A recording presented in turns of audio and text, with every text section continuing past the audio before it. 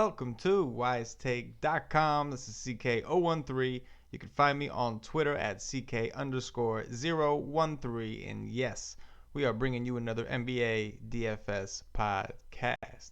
It is Tuesday, March 7th, 2017. We've got a 3-game slate after Monday night's madness of games. A lot going down. I had mentioned that the list, even though it seemed long, it was short. The injury list, that is, on a 12-game slate. I mentioned that yesterday on the podcast, and sure enough, we got some interesting news. We actually, not even injury related, but we ended up losing an entire game, and that kind of sent me into a little frenzy right before lock.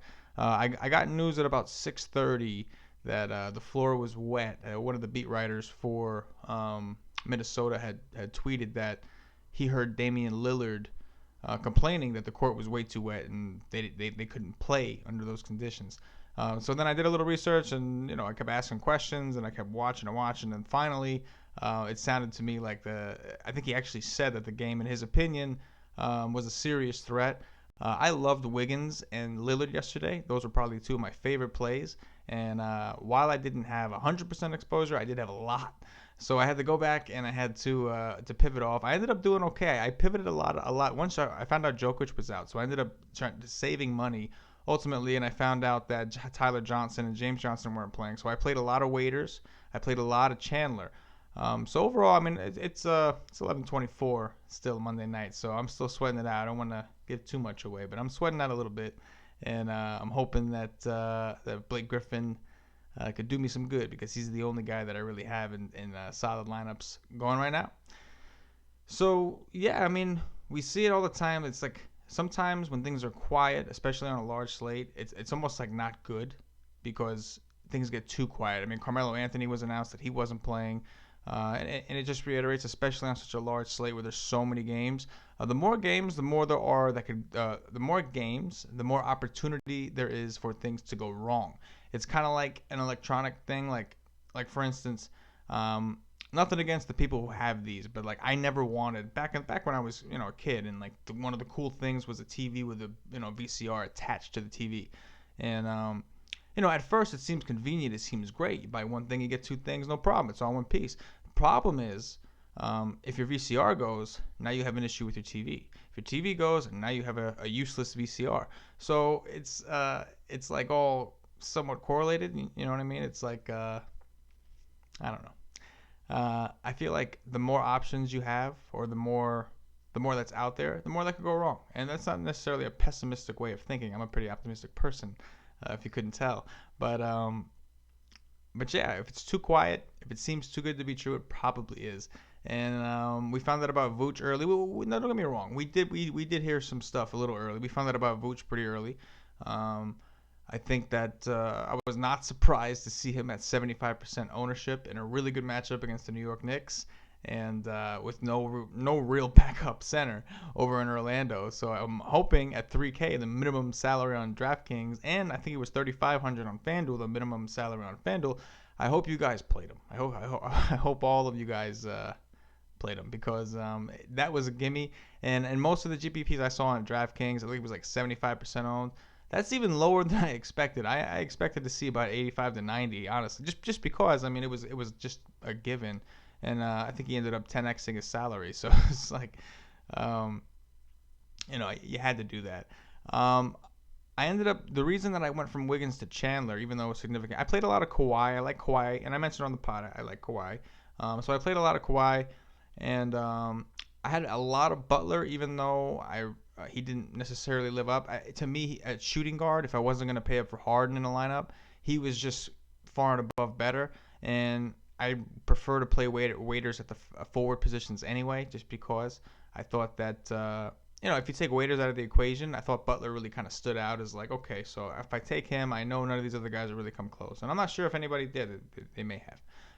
But yeah, I ended up pivoting to Chandler just because when Jokic was out, I started thinking, well, in those games when Chandler would go nuts earlier in the season, there were games where either Jokic wasn't playing, or there were games where his coach just wasn't smart enough to play him yet. So it kind of seemed like a situation. He was coming off a bad game, and Chandler was like I think 4% owned in some of the GPPs I was in, at least the single entry ones. He was like 4% owned, and he went nuts. He went nuts, and I thought there was just so much solid value. I mean, even Exum for Utah, that was a horrible game in general, but even he went 5x. He was the minimum 3K, and he got 15 DraftKings points. So value was pretty much everywhere. Now, I don't know how many of you may have gotten burnt with the Minnesota. I did waste a couple lineups.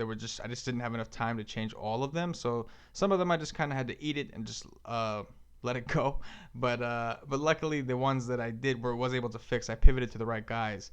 It would seem, moving to it. One guy that did disappoint me was Rose. When Melo was out, I ran the numbers, and he was supposed to get the biggest usage bump. And he really, really completely crapped the bed. So that sucked. But anyway. It was a fun slate. It was a really fun slate, and it's not over for me yet. Like I said, I'm still kind of sweating out this last Clippers-Boston game here, hoping Blake Griffin could do me something good, 8,700. But we'll talk about that tomorrow, I guess. Anyway, let's move on. The pod's not going to be too long. I'm not going to keep you guys too long today. Just a 3-game slate, so we're going to go position by position. We do have Fuego Steve is going to be recording with us Wednesday night for Thursday's slate. So we will have Fuego Steve back on the podcast. So be looking forward to that. And also, if you check the Twitter at the Wise Take Twitter or my Twitter, you'll see that we recently got some new hats courtesy of my in-laws. Showing some love, showing some support. We definitely appreciate that. So contact me if you're interested in getting yourself one of these awesome Wise Take hats. I can't put it on the screen just yet, just because I do use a green screen, and the word wise is in lime green, and so it's just kind of see-through. But so I don't want to give you guys the wrong impression of what it looks like. But if you go on the Twitter, you can see a picture of it, and we'll have it on the Facebook page and all that stuff. So there you go. Anyway, so Russell Westbrook's on the slate, 13-4 against Portland. It's a fantastic matchup, fantastic total. Westbrook is Westbrook. He's home. We're going to have to see if there's value if you want to play Westbrook. He's 13-4, so he's super expensive. Is he worth every penny? Absolutely, especially against Portland, who's a horrible defending team. Not to mention Westbrook is going to come out a little pissed, I think, because he didn't play all that well against Dallas. He did get 50, but he was 2 for 10 from 3, 8 for 24 from the field, which is not something that I think Westbrook is too happy with. And, it was kind of, I guess you could say you almost saw it coming.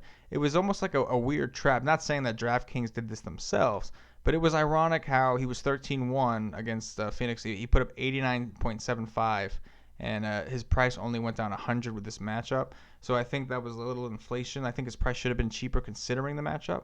So it was a little bit of it seemed like a recency bias inflation almost. So I guess that is kind of DraftKings' fault. But anyway, I think it says definitely he did not get a triple-double, and he didn't even get a double-double, in fact. So I think this is definitely a big bounce-back spot for him. It's just a matter of what value may open up and how you can get to him, because he's 13-4. He's super expensive. And I think that a lot of people would be tempted to just play John Wall at 11K just because he is. Now, listen, 11K is not cheap, but he's $2,400 cheaper than Westbrook, and he has probably just as good of a matchup against Phoenix. So you can go either way. I prefer to go with Westbrook just because I think that, for me, John Wall, like a super upside game for John Wall is like 60. I think that's closer to Westbrook's floor. I think Westbrook is, we saw, even recently we were reminded, he's capable of putting up 90 DraftKings points. So definitely want Westbrook and GPPs. And if you want to go with Wall and cash, I don't know if I would play him in cash just because he is expensive. But then again, you gotta follow the projections. I do think Damian Lillard is interesting at 8.8K on DraftKings. I love targeting point guards against Westbrook. Now, I did play a little bit of Yogi over the weekend against Westbrook, and that didn't fare too well. But I think Damian Lillard is a little bit more proven than Yogi. So I think Lillard at 8.8 is very interesting against Westbrook. Bledsoe against Wall, I'm not too crazy about this one just because Wall's defense has been a little bit better as of late. I haven't really been into targeting point guards against him. I used to be, but I don't know. He seemed to have figured something out. So I'm not too big on Bledsoe myself, even though the 8.2 price is very attractive. I do like McCollum at 7-1, especially if Oladipo's out. I think he's a little too quick for Abrinas or whatever his name is, and so I do think a 7-1 is a pretty good price for him. D'Angelo Russell has a matchup with Yogi. I think it's interesting because we know that a lot of the time the Lakers do give D'Angelo Russell that usage as long as he's playing well. Now, he's got a tough matchup. According to DraftKings, he has a tough matchup. But remember, they no longer have Deron Williams. They now have Yogi Ferrell and Seth Curry running the point. Now, neither of those guys are as good a defender as Deron Williams. So don't let that fool you, that red number one, first opponent ranking that you see on DraftKings. Don't let that fool you. 7K for him in this matchup is pretty good. He's got a matchup with Yogi Ferrell. Yogi Ferrell, I like Yogi. I preach Yogi all the time, and I even like Yogi today at 5K. I'll talk about that next. But D'Angelo Russell at 7K is, I think, definitely an interesting GPP play.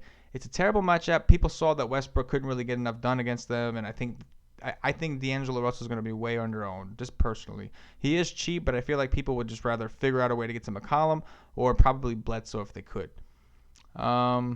Jordan Clarkson at 5.2, interesting, but I'm not too interested. Yogi Ferrell at 5K. I think Yogi's a very solid play. For anybody that might have played him over the weekend against Westbrook, he definitely burned them. And the game log watchers are going to look and they're going to say, okay, so for some reason this guy no longer has upside.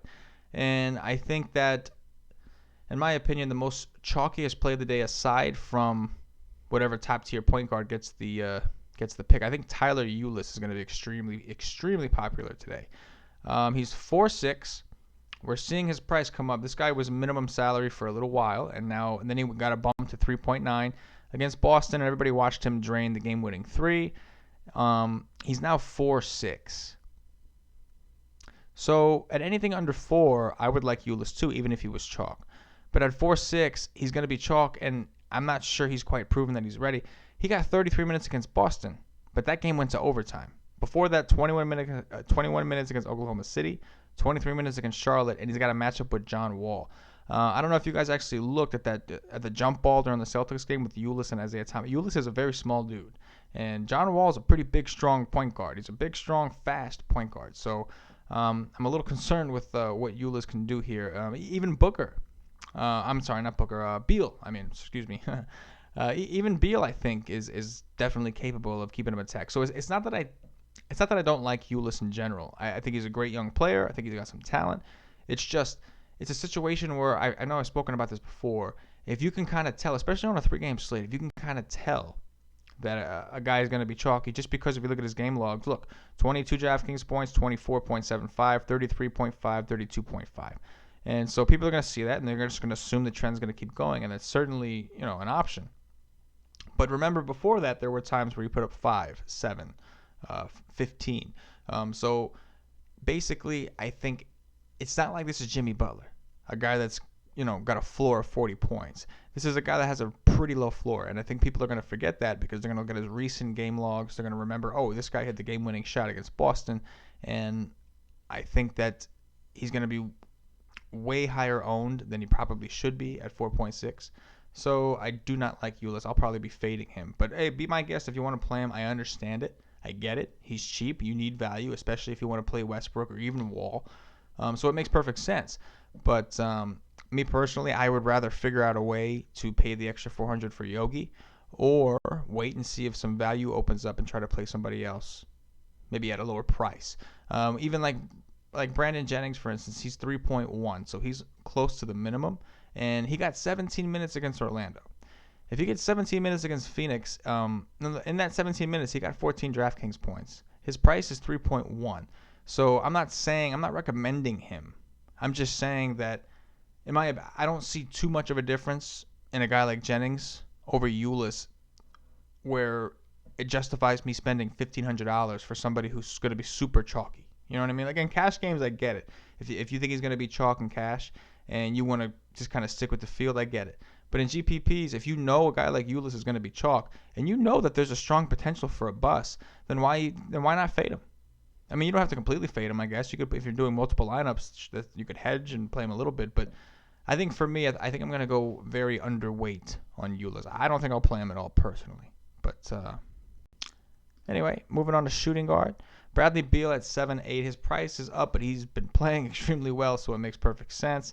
Played 41 minutes against Orlando, got 48.75 DraftKings points. Three out of his last four games, he's broken. He's hit at least 40 DraftKings points or more. In the game that he didn't, he still got 34.75. So it wasn't exactly, it didn't exactly kill you. He's 7'8", and everybody's going to want to play Wall and Westbrook. So again, you're going to have to try to find value. I think that somebody people might try to throw in there is Seth Curry. He's 6'6" now on DraftKings. His price keeps going up. He keeps performing. He keeps doing well, and I think people are seeing him do well, and they're wondering, why am I not playing this guy? He's in a pace-up spot against the Lakers, a terrible defense, and it just makes sense to me that people are going to wonder, like, okay, when do I hop on this train for the a lot of people who may have missed it? And I think they might think this is a good time to hop on against the Lakers, and that's fine. I personally don't really like Seth Curry too much in this spot. I like Yogi better just because he's cheaper. Seth Curry is obviously safer, so in cash, if I was going to take a guy from this game, which you don't have to, the other two games are significantly higher totals in this game, so you could avoid this game completely if you like, and I think it'd be completely justified. But I do like a couple guys from this game, and Seth Curry is not one of them. So, I mean, like I said, I see merit in it, and I think people are going to see, okay, the Lakers are 25th, for opponent ranking. So, yeah, let's load up on Seth Curry. But his price is significant enough where I would rather play McCollum. I would rather play Booker. I would rather take a chance on one of these other guys just because I think that Seth Curry stock is kind of high right now. So, I'm more of a buy low, sell high guy. If a guy is super expensive because he's been playing well, and I haven't been on the train from the beginning. Like, it's one thing with Jokic. I was on that train from the beginning, so, like, I'll keep riding it even though they're inflating his price. I have not. I was on the Seth Curry train early, and I hopped off because I thought his stock peaked, and it didn't. But once I hopped off, I never hopped back on. So I think that on a 3-game slate, I'm definitely not going to hop back on now at 6-6. Not when there's so many other games. There's so many other players that interest me more. If that makes any sense. Even Wesley Matthews, at 5'1", I'd rather try him. He gets minutes. On the flip side, why not Nick Young at 4K? So there's options, and Bogdanovich even, who's been getting solid minutes off the bench, 20 to 24 minutes. He's a scoring guy against a bad defense. He should get a lot of jump shots, so he's interesting. Doug McDermott is interesting, especially if Oladipo does not play. We're still waiting on that. Abrinas is 3,400, and listen, this guy is pretty bad. I get it, but he only played 10 minutes against Dallas, so it seemed to me like they were kind of giving McDermott's been actually playing some pretty solid minutes for Oklahoma City with Oladipo out, so he's your tournament flyer. He's 3,500. He has been very limited as far as his upside since he's come to Oklahoma City. He's not exactly impressive game logs. But he's 3,500, so he's a tournament flyer. He is what he is. If you want to be able to afford Westbrook, you're gonna have to make some ugly plays unless some more of the value opens up. Now, if late value opens up, obviously I always prefer the late value, but we don't know for sure if and how much of it we're gonna get. I like Harrison Barnes at 6'4". I think he's in a great matchup against the Lakers. I just look at the Lakers. I don't see who stops him. And Nerlens Noel, say he starts at the center position. Say Dirk starts at the power forward and Barnes starts at the 3. That means he's matching up with Ingram. Ingram is not stopping Harrison Barnes. On the flip side, if they don't start Noel and they put Dirk at the 5 and they put Barnes at the 4, he's got Julius Randle, who, while he is a good player, a good young player, he's not a very good defender. So either way, I really like Harrison Barnes. And also, he's got this red number 10 over here, an opponent rank on DraftKings, and I think that'll kind of scare people off a little bit. Otto Porter at 6'4" is the same price, and I think he's also interesting. I think people might choose to play him just solely, at least on DraftKings, just because of that opponent ranking. They're going to see two guys at the same price. One of them's at a higher total, one of them's at a lower total. One of them's been slumping, while the other one has shown at least some upside recently. And I think that I think both of these guys are in play. Don't get me wrong. I'm not fading either one. I'm certainly going to have a couple lineups with both of these guys. But I think that people might levitate towards Porter. And obviously, if you get a better gauge, if you figure out which one of these guys is going to be more chalky, try playing the other one in a GPP. Why not? I'm not saying to avoid a guy completely, especially in the NBA. I don't think chalk is as bad in the NBA. When I say that, I don't necessarily there is chalk with there's super high ownership. So like I said, Biyombo was 75% owned tonight. But what I mean by that is, like in baseball, it makes perfect sense to fade the chalk every time in GPP just because variance is so high. The NBA's variance is there, but it's not as high as like football or especially baseball. So, um, I'm not, when I say somebody is chalk, it doesn't necessarily mean that you have to fade them. Although I do believe on a 3-game slate, it'd be nice to have that. We did talk to Fuego Steve, he's a short slate specialist, and he's been crushing it as of late on these short slates. And he mentioned he does not get too caught up in the chalk and this and that. He just plays the guys he thinks are good, and that's a great way to look at it. And my point is that if I see a pivot that's just in good of a spot, I would just rather go with that person. But you don't want to force anything. If there's a guy who's chalky and there's just nobody else to take, don't force it and just take a chance. Just play that chalky guy and know that you're gonna have to find your you're gonna have to differentiate somewhere else. Anyway, so yeah, I think Porter and Barnes are both good plays. TJ Warren at 5'9" is interesting, but he's going to have some Otto Porter defense that turns me off a little bit, but his price is okay at 5'9", I guess. Harkless is a pretty good play. He might have Roberson on him, but then again, they might put Roberson on McCollum. I'm not sure. But Harkless is a guy that with Evan Turner out, he continues to get mega minutes. He continues to pay off his salary. He's coming off a game against Brooklyn where he scored 36 DraftKings points. His price only went up $100, and this was supposed to be the back end of a back-to-back, but his team did not play it tonight because of I guess the floor was wet and they canceled the game. So I definitely think Harkless is in play. Wesley Matthews, you can play him a small forward. I think he's interesting too. I prefer Barnes though. We talked about Bogdanovich already. Roberson is 3.7. Now he's been struggling a bit as of late. His minutes are against Dallas kind of really took a hit. And I mean, we've seen this guy play mega minutes all year, and very rarely does he do anything with him. But still a tournament play. He's 3.7, so he doesn't need too much to pay it off. Portland's a bad defense, and they do have a couple scorers, so I think they could use Roberson, who is their best defender. I think they could use him on the court, but we'll have to wait and see. Yeah, I think we're gonna move on to power forward. So looking at the power forwards, Markieff is Barnes and Porter are listed as power forwards, but I've already discussed them as small forwards, and if I play with them, it's going to be at the small forward position just because small forward is a little ugly. So that's probably where I'll play them. Where at power forward, there are some options. Markieff Morris, for instance, at 6'5", I do like him. I don't know if people are going to be able to, it depends on which way you go. Obviously, I haven't really mentioned too many value guys yet, so there doesn't appear to be too much of dominant value. All the value, there's value you could force, but they're all questionable plays. They're not like gimmies. And Markieff Morris is 6'5", so it's going to be tough to get Harrison Barnes, Markieff Morris, Russell Westbrook at 13.4, and try to get McCollum or Booker or somebody like that. It's going to be tough. So it's going to depend on the roster construction that you like, and I think Markieff is in a great spot, even against the rookie Marquise Chris. Julius Randle, you can go there if you want to. It's a pace down spot for the Lakers. I'm not too crazy. The only Laker I think I probably like is D'Angelo Russell, and that's only because he's going up against Yogi Ferrell. Dirk at 5'8" is interesting in a pace up spot against the Lakers. The Lakers are terrible against bigs. We know that. So I think Dirk is very interesting at 5'8". And we'll talk about the other big man they have.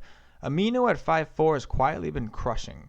Ever since Ed Davis went down, he's been pretty consistent. Against Detroit, he had a little hiccup, but I think he struggled a little bit. But before that, he was mashing. He had that one bad game, and he picked it right back up in 2 games in a row. He's doing his thing again. He's 5'4". His price went down $100 after scoring 33.5 DraftKings points against Oklahoma City, and they're going to need him. They're going to need him out there because there's always going to be Cantor, Adams, or both on the court, and they're going to need Aminu to duke it out with them.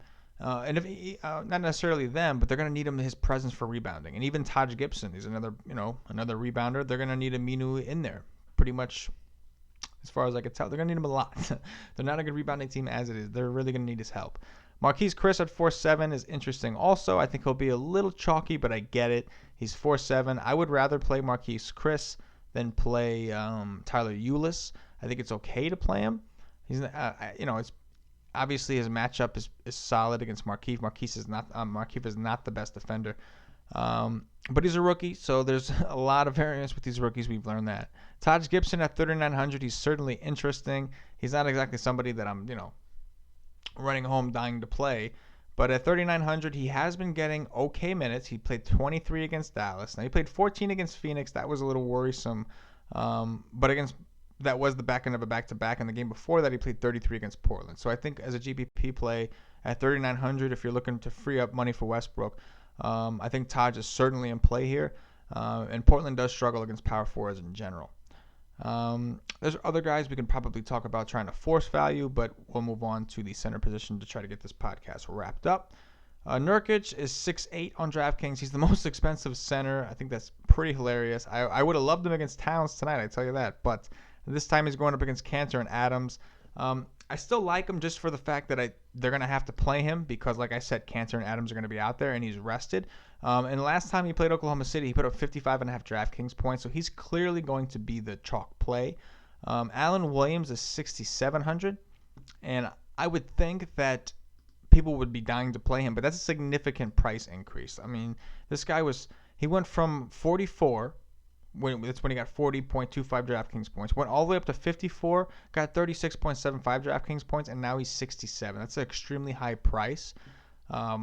So, it's tough. I know people are dying to play Williams because, like I said, it's a situation where they might feel like they missed the boat. And then you also have Nurkic at 6'8", who just put up 55.5 DraftKings points the other day when he played this exact team. So I think that Nurkic is certainly in play. I think Williams is certainly in play.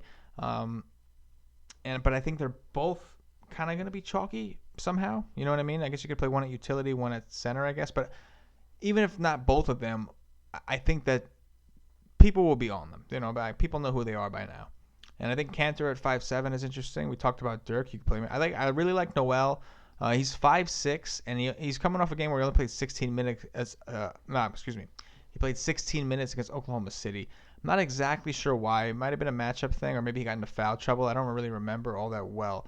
But we saw him against Memphis, 46.75 DraftKings points. I think he bounces back against the Lakers. The Lakers are horrible against bigs, and I think if Noel does well, they will keep him in there. So I definitely like Noel. Steve Adams at 5'2" is okay. I'm not dying to play him. Noel is probably my favorite guy so far, but I do like Nurkic and Williams as well. And I like Cantor more than Adams anyway. Gortat at 5'2" is an interesting pivot if you think you want to pivot off of Allen or leverage against Allen Williams. If you think Allen Williams is going to bust, I'm not saying I do, but if you think he's going to bust and you want to leverage that bust, you can try playing Gortat at 5'2" and just thinking maybe, just a little leverage play there. You got Tyreek Black, Myers Leonard. You got guys to look at. There's no real value that's staring us in the face. So it's going to be interesting if you want to play Westbrook. Even if you want to play Wall, it's going to be interesting to find some value. So I think that if you can figure out a way to go stars and scrub that makes sense, that's probably the way to go, even though there's really only 2 stars. But that's probably the way to go. But I think most people, if no obvious value opens up, most people are probably going to try to do a balanced lineup just because that looks way easier than trying to force some of these ugly cheap guys. So that's just my opinion. Anyways, guys, thanks for watching and thanks for listening. Really appreciate it. If you're watching on YouTube, please hit that like button and subscribe to the channel. Really appreciate that. If you're listening on Podbean, give us a follow. Leave us some feedback. We'd love to hear some feedback. If you're listening on iTunes, subscribe to the channel on iTunes and bump us up those ratings. Rate us a little bit. I'd love to hear some feedback. Know what you guys think. If there's anything I can do to make the show any better for you, I'll do my best. So it's going to be just me again on the next pod. But then for Thursday's slate, we will have Fuego Steve back. I think that's awesome. Wise Take Live, we're going to start it on Wednesday a little earlier. We've been doing 5:30. I'm going to start it at 5 just one time. My nephew's got a playoff game in basketball, so game's at 6, so I got to be out of here by 5:30. Also keep an eye out for the hats. We're going to try to set up some fun giveaways for those hats. So if you checked out the Twitter and you've seen the hats and you like the way they look, give us a follow and pay attention because we're going to try to do some fun stuff and find some ways to give out some prizes. And anyway, guys, as always on 3-game slate, even, good luck. Yes.